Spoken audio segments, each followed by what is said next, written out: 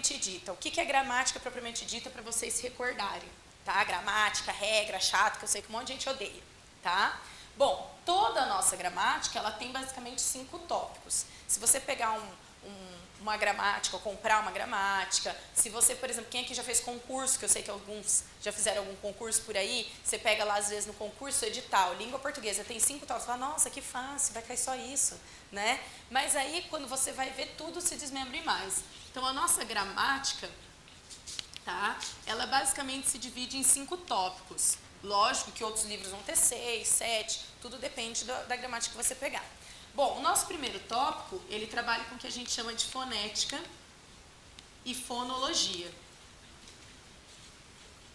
O segundo tópico trabalha com ortografia.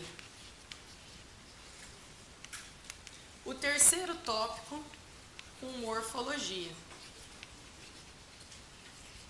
O quarto, sintaxe. E o quinto, semântica. Volto a repetir, às vezes seu professor ou em outro lugar, você falou, professora, tem mais aí, eu sei que tem mais, é que eu vou englobar em alguns tópicos as mesmas coisas, tá? Então, basicamente, a gramática se divide nisso. Realmente, se você olha isso e fala assim, nossa, que fácil, né?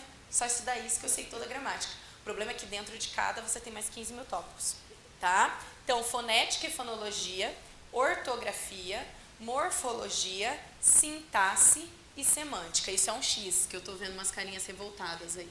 Isso é um X, a minha letra é horrível, né? E você é professor de português? Sou, o problema é meu. Olha lá, né? Não é, porque todo mundo fala assim, nossa, tem que ter caligrafia, você é professora de português. Gente, minha letra sempre foi horrorosa. Mas vamos lá. Calma, vocês vão ter aula com outros professores que a letra é pior que a minha. O que acontece? Se a gente pegar pelo raciocínio lógico do ensino e aprendizagem de língua portuguesa, vocês, quando crianças, certo? Óbvio que ninguém lembra aqui. Você lembra quando você tinha lá 6 meses? Não, você não lembra, né? Mas vocês, todo mundo aqui teve contato com algum neném na vida, certo? E sabe que a criança começa a aprender a falar de 1 ano e meio a 2 anos. Ela começa a desembestar, né? Ela já está no mamá, papá, de repente ela começa a falar mesmo palavras, sílabas, vai por meio de sílabas juntando, até com 3, 4 aninhos já está falando fluentemente bonitinho, certo? Então, nós temos essas relações, ok? O que acontece, pessoal, que eu preciso que vocês entendam, tá? Nessa fonética e fonologia, nós justamente, o que é fonética e fonologia? O estudo dos sons, certo? É a pronúncia de uma palavra, certo? Lógico que a criança, ela vai aprendendo a pronunciar. As crianças atuais, né, tecnológicas, bitoladas nos desenhos, elas falam lindamente, se vocês perceberem. Elas têm a concordância do português lindo, né? Ela fala, né, fulano, vamos a tal lugar, né? Tudo bonitinho. É verdade, por quê? Porque os desenhos animados ensinam. Tanto que a criança com 4 aninhos, ela chega pra você e fala assim, oi, sabia que o roxo é purple? Você olha e fala, alien, saia daqui, né? Por quê? Porque o desenho animado começa lá, né? Hoje vamos aprender inglês. Purple, daí fica roxo, né? Aquela Peppa Pig, aquelas coisas lá, galinha pintadinha, tudo isso ensina. Faz sentido isso? Faz, porque a gente começa a aprender a língua portuguesa pelo som, pela pronúncia. Por isso que você aprende primeiro a falar e não escrever. Certo? Não é à toa, você não sai com 3 anos escrevendo já e não falando. É o contrário. Então, primeiro a gente estuda os sons na língua portuguesa, certo? Depois que eu estudei os sons, aí eu aprendo a escrevê-los, ortografia, a escrita. Então, eu aprendi a pronunciar a palavra, fonética e fonologia, eu aprendo a escrever a palavra.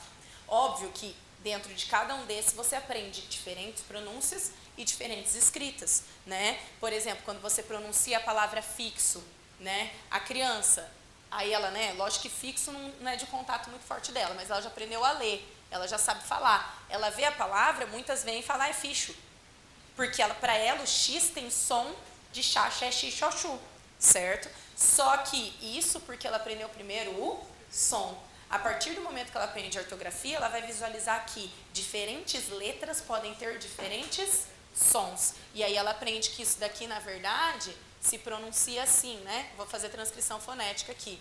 Fixo, certo? Que vocês aprenderam isso em algum momento na vida. Pois bem, isso cai? Não, Enem? Não. Tá, então por que você está falando tudo isso se isso não cai?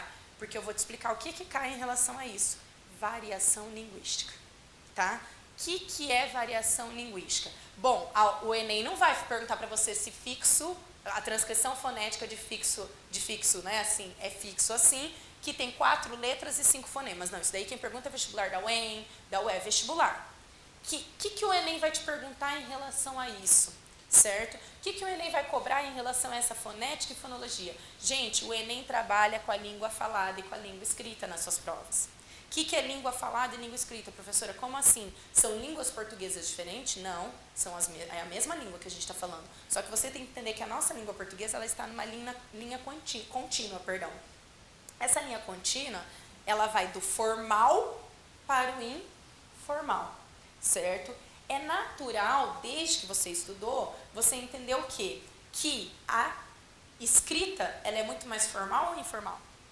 Formal, porque ela exige mais regras. Por exemplo, para a redação do Enem, você precisa estar na formalidade, certo? Agora é óbvio que quando você está mandando uma mensagem para o namorado ou para a namorada no WhatsApp, vai ser o quê? Muito mais informal. E aí, o Enem vai cobrar o quê?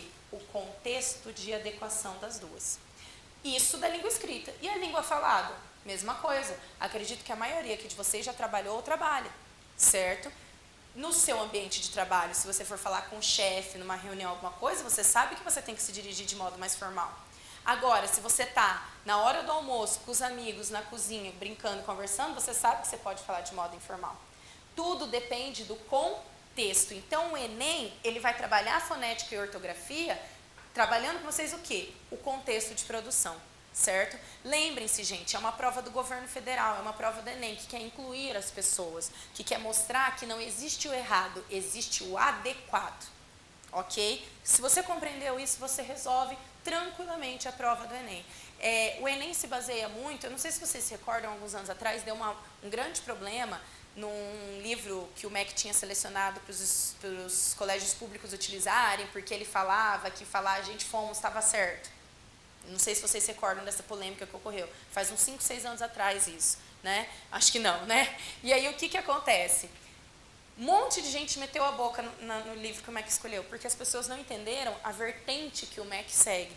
Qual é a vertente? É uma vertente linguística que vai dizer o seguinte: existe um grande linguista brasileiro que se chama Marcos Bagno ou Banho, tá? Ele mesmo fala que pode falar Bagno ou Banho porque é de origem alemã. E ele tem um livro que se chama Preconceito Linguístico, certo? Esse livro, vocês não precisam comprar nem ler, pelo amor de Deus. Mas nesse livro tem uma frase que eu particularmente adoro. E se você entender essa frase, você entende a prova do Enem. Nessa frase ele fala o seguinte: ninguém vai à praia, certo? De vestido longo e terno e gravata. E ninguém vai a uma palestra de biquíni e sunga. Assim como o comportamento humano, a língua tem que se adequar ao contexto, certo? Pronto, você resolveu a prova do Enem. Se você entendeu que você está num churrasco, em casa, com a sua família, e você pode virar para a pessoa e falar assim: ô velho, passa aí a maionese? Pode. O Enem vai dar essa alternativa como correta. Por quê? Porque você está em casa com a sua família. Agora, você não vai poder sentar numa mesa de reunião virar: ô chefe, beleza? Passa aí a folha. Gente, é raciocínio lógico. Eu não tenho muito o que explicar para vocês, tá? Então, fonética e fonologia vão aparecer em relação a quê? Variação linguística. A gente vai ver isso no nosso material nas competências linguísticas, ok? Variação linguística, beleza. Vamos continuar. Morfologia. O que é morfologia, pessoal? Vamos raciocínio lógico? Você aprendeu a pronunciar a palavra quando era pequeno. Você foi crescendo, você aprendeu a escrever. Não é o processo de alfabetização, pré-3, primeira série? A partir disso, você aprende a classificar as palavras. Ah, essa palavrinha aqui, a professora da 5ª série falava, é um substantivo? É um adjetivo? Vocês se recordam disso? É raciocínio lógico. Falei, escrevi, preciso aprender a classificar. Professora, por que você acha isso tão simples? Porque vocês fazem isso em biologia. Como assim? Ué, você estuda lá, primeiro os reinos, depois reino, filo, depois eu lembro que eu aprendi reficofagem. Reino, filo, classe e ordem. Você não vai classificando os animais dentro daquilo? Você faz a mesma coisa com a língua portuguesa. Então, a partir de agora, eu vou classificar. Morfologia nada mais é que as classes de palavras. Lembrem-se que isso que eu estou falando é gramática normativa, é regra, tá? os estudos acadêmicos de letras vão trazer outros tipos de gramática em uso, que o Enem também vai trabalhar. Pois bem, classes de palavras. Na língua portuguesa, nós temos 10 classes de palavras, certo? Não vou elencar todas aqui, vocês vão lembrando, mas também não vai precisar, tá? Então, nós temos substantivo, adjetivo, numeral, pronome, artigo, verbo, preposição, advérbio, conjunção, interjeição, não sei quem eu esqueci, e assim por diante, não sei, não contei, mas são 10. Eu acho que eu esqueci alguém. Ninguém prestou atenção, né? Mas são 10, tá? Beleza, professora. O que o Enem vai cobrar em relação a essa morfologia, a essas classes de palavras? Ele vai virar para mim e falar assim, ali na linha tal é um substantivo que está sendo usado como adjetivo? Não. Quem faz isso? Vestibular. Enem não faz isso. Tá, então o que o Enem vai cobrar que eu preciso saber disso? O Enem vai cobrar se você sabe o sentido que essas palavras transmitem. Semântica é sentido, significado, tá? Quando ele pergunta assim, lógico que o Enem não vai usar a palavra semântica, mas o significado de uma palavra no texto, ele está trabalhando isso. Então, aquela palavra tem qual significado no texto? E aí eu vou falar qual classe de palavra mais aparece, pessoal. Conjunção. Por que é a classe de palavra que mais aparece? Fiquem tranquilos, vocês vão receber uma tabela com as conjunções na aula de redação, tá? Por quê, professora? Porque as conjunções, pessoal, são aquelas que a gente usa, a gente costuma dizer, professor, que a conjunção e a preposição são os parafusos da língua. Como assim os parafusos da língua? Né? São os conectores que relacionam e ligam as ideias. Por que eu vou te dar uma lista de conjunções na aula de redação? Porque você vai escrever e vai ter que estabelecer relações lógicas entre as ideias. Exemplo simples. Você decorou e aprendeu que o E indica que ideia? O que você faz com a palavra E? Adição. Vocês decoraram isso, não decoraram? Vocês decoraram. O E é uma conjunção aditiva. Lindo, parabéns. Vai lá no Enem, nem lê a questão, vê que é o E e marca que é aditiva. Tá? O que acontece? Realmente, o E indica uma adição. Se eu falo assim, ele gostou do bolo e também da torta. Não é uma adição, né? Ele trabalhou de manhã e estudou à tarde. Uma adição. Mas e se eu falo assim, ele estudou para a prova e não passou? É uma adição? É uma oposição. O E aí está no lugar de qual palavra? Do mas. Ele estudou para a prova, mas não passou. Gente, é isso que o Enem vai cobrar. Ele vai querer saber que relação aquela conjunção tem na ideia. Então, geralmente quando cai, às vezes que caíram morfologia, foi relacionada à semântica. Ou seja, estabelecer relações entre as ideias. Então, eles colocam um texto e aí eles perguntam, na linha tal que tinha o contudo estabelece uma oposição entre as ideias apresentadas, alternância entre as ideias apresentadas, adição entre o primeiro argumento e o segundo argumento, certo? Conclusão, finalidade, são os valores semânticos que as nossas classes de palavras, no caso a conjunção, vão estabelecer, tá? Então vão ser essas relações que o Enem vão cobrar de vocês. Tá claro isso? Beleza? Tá bom. E o que é sintaxe, professora? Sintaxe é a praga que você odeia. Porque sintaxe é aquela assim, sujeito, predicado, objeto direto, objeto dirá, tá todo mundo lembrando, objeto, oração, subordinado, substantivo, objetiva, direta, reduzida de gerúndio. Para que eu já não lembrei, né? Eu já parei na oração, já travou o resto, tá? Não, é porque eu acredito, eu amo sintaxe, mas eu sou professora. Mas eu sei que esse daqui é o que pega todo mundo, tá? É muito mais fácil você classificar a palavra do que saber a relação entre as palavras. Classifiquei a palavra, eu preciso aprender a relação entre elas, né? Então, se eu falo, Maria foi à feira, dá um exemplo simples. Vou até mudar para o sentido ficar mais fácil. Maria comprou um bolo ontem, por exemplo. Tá? Só para ficar bem claro o que eu quero mostrar para vocês. Vamos fazer um momento gráfico da matemática? Tá? A gente chama eixo X e eixo Y, vocês não aprenderam isso? Eu vou mudar o nome, tá? Agora vai ser eixo morfológico e eixo sintático. Certo? quem é matemático vai ficar mais fácil. Beleza. Gente, está claro que se eu chamo esse eixo de morfológico, eu vou falar sobre o quê? Morfologia. E eu vou falar sobre o quê? Classes de palavras. Se eu chamo de baixo de sintático, eu vou falar de sintaxe. E eu vou falar da relação entre as palavras. O que você quer fazer com isso? Então, vamos por partes. Aqui no eixo morfológico, certo? O meu gráfico, ele está na vertical ou na horizontal? Facilitando, em pezinho ou deitado? Em pezinho, né? Está na vertical, ok? Significa que se eu pedir para você fazer uma análise morfológica dessa frase aqui, ó, Maria comprou um bolo ontem, estou dando uma frase solta e descontextualizada, por favor. Lógico que a gente vai trabalhar com texto, tá? Mas uma análise na vertical dessa frase. Vocês entenderam que é uma análise em pé dessa frase? Então, a gente vai pegar aquela flecha em pé e fazer isso daqui, ó. Vamos colocar flechas. Mas por que eu coloquei as flechas nesses lugares? Porque eu separei as palavras. Porque nessa análise morfológica me interessa ver a relação entre Maria e comprou? Não, eu só quero olhar para Maria. E eu vou falar que a Maria é um substantivo próprio, vocês aprenderam. Vou abreviar aqui, tá? Substantivo próprio, certo? Simples seria cadeira.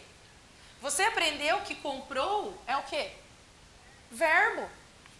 É um verbo. Quem se lembra no pretérito imperfeito do indicativo, tá? Não precisa lembrar. Aqui nesse a gente não tem o contexto, que fique bem claro. Eu não criei um texto para vocês falando assim, olha, hoje é aniversário da Maria, putz, ninguém trouxe bolo, né? Aí ela mesma trouxe bolo, Maria comprou bolo. A gente não tem um contexto. Como a gente não tem um contexto, a gente não sabe se esse indica uma quantidade ou se ele simplesmente é um determinante para a palavra bolo, um acompanhante. Então, a gente não sabe se é um numeral ou um artigo, tá? Porque a gente não tem contexto, certo? A gente não sabe se é um de quantia ou se é um qualquer, ok? Bolo é o quê? Substantivo novamente, só que é próprio igual Maria? Não, é comum. Substantivo comum, certo? E ontem indica o quê?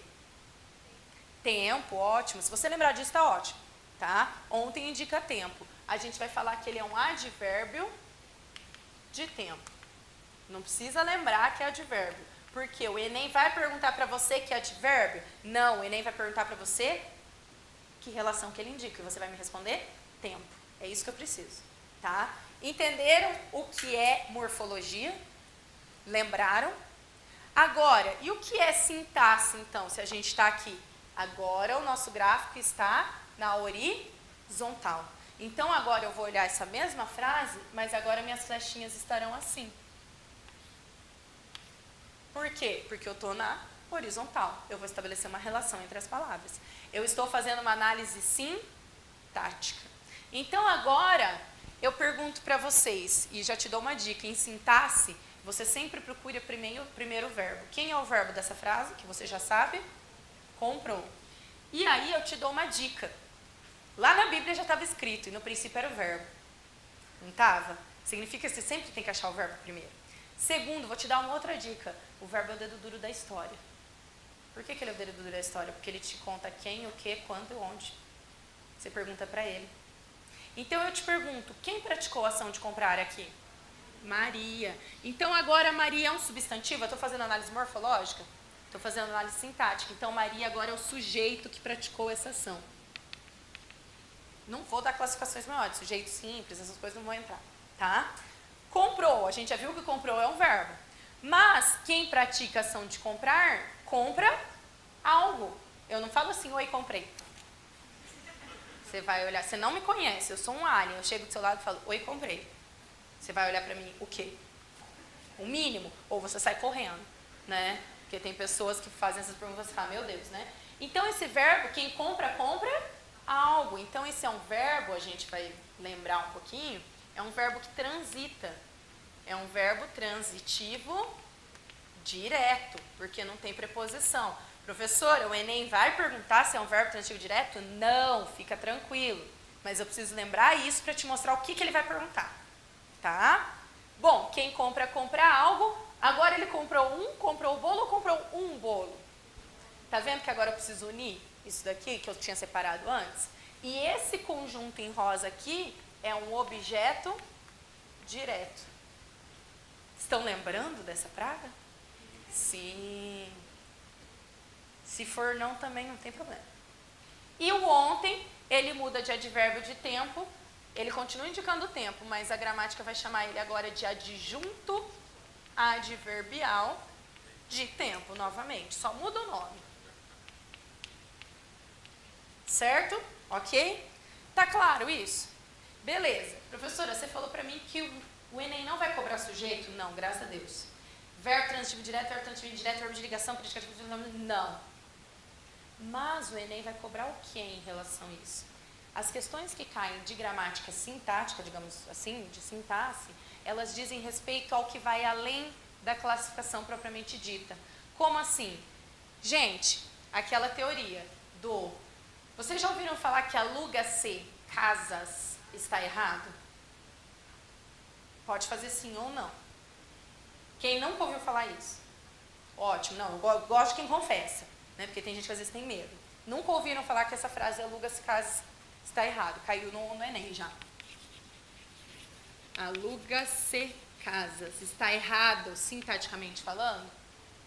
Porque quem nunca ouviu, para vocês entenderem aqui, para quem nunca ouviu, fique claro, a palavra casas aqui é o sujeito. Só que ele não é um sujeito que pratica uma ação igual Maria. Ela é um sujeito que sofre a ação de ser alugado. Porque a gente tem sujeito que pratica ação e sujeito que sofre ação. Certo? E aí, o que acontece? A regra de concordância geral diz: o verbo sempre concorda com o sujeito. O verbo sempre concorda com o... Qual é o erro nessa frase? O verbo? O que tinha que estar aí nesse verbo? Plural.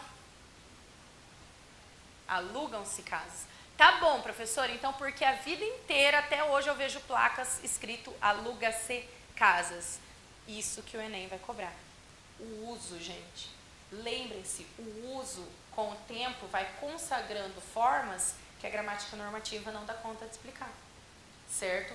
O uso, vocês falantes, nós, tá? Nós impomos regras para a própria língua.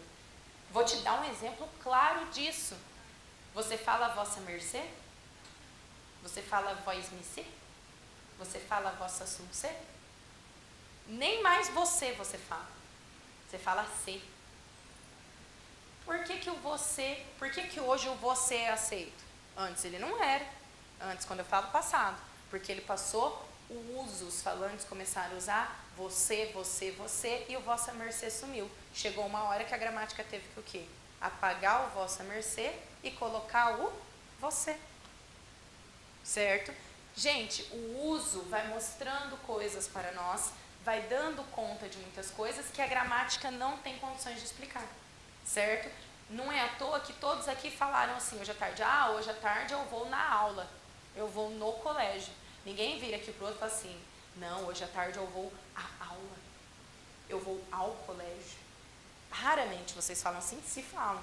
Por quê? Porque o uso está alterando a regência desse verbo e assim por diante. Então eu preciso que vocês entendam com essa primeira aula, essa questão de os usos vão aparecer no Enem. Como que apareceu essa questão, professora?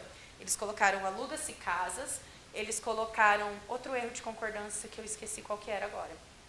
Eram 3 erros de concordância num texto, e aí a questão era o seguinte, a questão falava assim, o falante que usa estruturas como essa, que tinham sido mencionadas lá.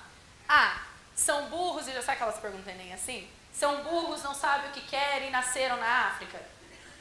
B, ajudam os Power Rangers, porque o Enem tem umas questões assim, né, que você olha e fala assim, alguém marcou isso? Sim, as pessoas marcam, tá? Você não. Então, assim, ela vai questionar o quê? As pessoas que usam essa estrutura nunca estudaram e não sabem português? Quer dizer que o lugar que você trabalha tem uma placa escrito aluga-se casa e o seu chefe nunca estudou? Gente, é óbvio que está errado. B, né?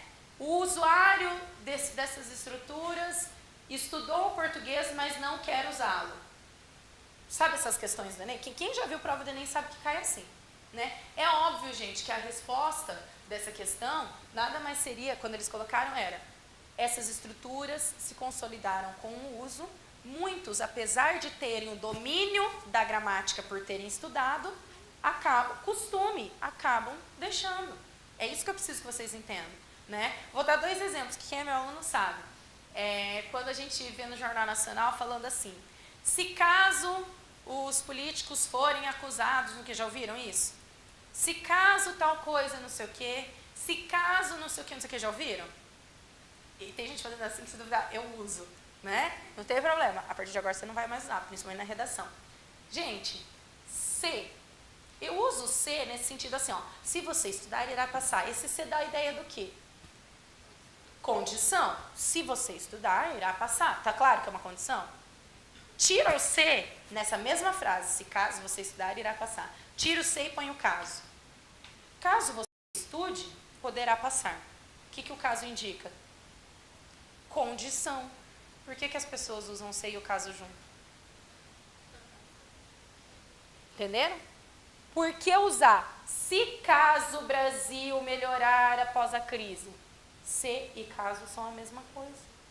O se indica condição e o caso indica condição.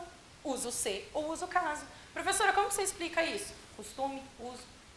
É isso que o Enem vai cobrar de vocês, certo? Outro exemplo bobo que muita gente usa, e aí agora é o momento professora confessando. Levei um esporro da minha orientadora de mestrado, no primeiro ano do mestrado, porque eu usava, tá? Então fiquem tranquilos, eu também sou ser humano igual vocês, né? Que o povo acha que professor aqui é, né, Master Plus Deus, não, tá? Como por exemplo, vocês usam como? Usa, pode olhar para mim que eu sei que vocês usam nos textos. Tal coisa, não sei o que, como, por exemplo, a crise que mostrou. Não usa? Gente, o como você usa para dar uma explicação, não coloca? Como, por exemplo, são 3 os fatores para a crise brasileira, como o alto nível de corrupção, a falta de não sei o que e não sei o que, não sei o que lá. Você não usa o como para isso? São 3 as causas para a corrupção. Por exemplo, tal, não usa? E por que você usa o como, por exemplo, junto? São 3 as causas para a crise brasileira, como, por exemplo, e coloca as causas. Você não faz isso? Faz, que eu sei, porque eu fazia também e quase todo mundo faz. Tá, professora, eu já encontrei isso até em jornal, eu sei, eu também. Significa que tem jornalista, mas sabe? Tem. O uso, gente, tem palavras que a gente tem expressões que a gente consolida tão forte que quando a gente descobre que está errado, fala assim, mentira. Né? Mas eu sempre usei. Sempre tem fim. Né? Então você pode parar de usar. Certo? Então nós temos essas relações gramaticais que podem aparecer no nosso Enem. Tá claro? Professora, tô livre das orações subordinadas? Tá livre. Isso não vai aparecer no Enem, graças a Deus. Tá? Tô livre de qualquer praga imortal, de resquício gramatical? Sim. Vocês estão com o seu livro? Rapidinho. O meu é o caderninho roxo, tá? Roxo de menininha. Não pode mais falar isso. De acordo com o politicamente correto, as cores são iguais para todos. Não podemos usar essas expressões. Página 159 do nosso livro. Se vocês observarem aqui em cima, competência 8. A competência 8 diz respeito àquela primeira que eu estava mencionando lá em cima, que é aquela questão do quê? De usos e de regionalismo, de variantes linguísticas. Quando eu falo em variantes linguísticas, pessoal, eu tenho que entender que aqui em Maringá a gente come um cachorrão maravilhoso da face da terra, que é o melhor do Brasil e do mundo, com salsicha. Mas o curitibano vai vir e pedir sem vina. Para quem não sabe, vina é salsicha em Curitiba. Tá? O que é isso, professor? Eles falam errado? A gente fala, não, é variação linguística, certo? Lá, se você deixa cair o seu estojo, seu penal caiu. Certo? A conhecida piadinha com os gaúchos, adoro os gaúchos, filma aí. Não, eu morei no Rio Grande do Sul, gente. Por sinal, eu sofri preconceito em Maringá quando eu vim do Rio Grande do Sul por causa do falar. Gente, você vai ao panificador e pede o quê? 10 cacetinhos. Eu pedi isso em Maringá com 6 anos, a mulher falou assim, sai daqui menina, boca suja, isso daí é feio. Ela não entendeu, ela não sabia que era pão francês, né? Então isso é variação linguística. E isso vai aparecer na prova do Enem. Do mesmo jeito que vai aparecer a variação vocabular, vai aparecer a variação de sotaque, né? Leite quente dá dor no dente da frente, todo mundo decora essa frase. E os curitibanos falam leite quente dá dor no dente da frente, né? Vocês lembram da Mozena, de Pato Branco? Né? Mas baguria, tu foste em tal lugar, né? Ou a gente acha que só Santa Catarina e Rio Grande do Sul usa o tu, viu? Né? Isso é errado aqui na mentalidade paranaense. Belém e Amazonas, né, toda aquela região, norte, usa tu também, tá? Se você for para Belém do Pará tal, eles falam tu. Tu fez, tu não sei o que, igual gaúcho. Só que não falam cantado igual gaúcho. Eles falam mais devagar, né? Igual nordestino, ok? Mandioca. Falando de cacetinho, vai falar de mandioca. Ai, meu Deus. Mente poluída. Mandioca. Mais um presente da Amazônia. Aipim, castelinha, macaxeira, maniva, maniveira. As designações da, eu não sei falar isso, manirrote utilíssima, podem variar de região no Brasil, mas uma delas deve ser levada em conta em todo o território nacional. Pão de pobre, por motivos óbvios. Eu acho genial esse texto. Rica em fécula, a mandioca, uma planta rústica e nativa da Amazônia disseminada no mundo inteiro, especialmente pelos colonizadores portugueses, é a base de sustento de muitos brasileiros e o único alimento disponível para mais de 600 milhões de pessoas em vários pontos do planeta, e em particular em algumas regiões da África. Não é à toa que no momento vivemos o quê? Come tapioca, não tem glúten, é mais leve, não é? Emagrece e sustenta. Fécula de mandioca, gente. Toda comida de pobre, com todo respeito ao pobre, pelo amor de Deus, tem mandioca. Tudo bem que agora tá caro, era mais barato, né? Comida de colégio público, tem mandioca. É preconceito? Não, é verdade. Quem que ganha? Prêmio Jovem Cientista, né? Aqueles prêmios. Isso aí o Samsung, né? Prêmio Jovem Cientista, né? Quem que ganha esses prêmios? Quem fez uma farinha que engorda as crianças, que tem mandioca, nutrientes e não sei o que, já reparou? Sempre assim, são essas farinhas doidas, ok? De acordo com o texto, há no Brasil uma variedade de nomes para aquele treco ali, nome científico da mandioca. Esse nome revela que existem variedades regionais para nomear uma mesma espécie de planta. Existem variedades regionais, mandioca, aipim e tal, para nomear uma mesma espécie da planta? Pode ser? Sim ou não? Eu acabei de falar, existem variedades regionais para nomear o mesmo tipo de produto, salsicha, avina, não pode ser? B, mandioca é o nome específico para a espécie existente na região amazônica? Ele não falou isso, ele falou que o nome específico da espécie é manirrote utilíssima. C, pão de pobre é designação específica para a planta da região amazônica? Tá vendo? Tem umas alternativas besta. Quem marca essa se mata. Os nomes designam espécies diferentes da planta conforme a região? Não, ele não está falando que é espécie diferente. E a planta é nomeada conforme as particularidades que apresenta? Se a mesma espécie não tem diferentes particularidades, só pode ser letra A. Gente, entenderam o que é variação linguística? Olha que questão ridícula.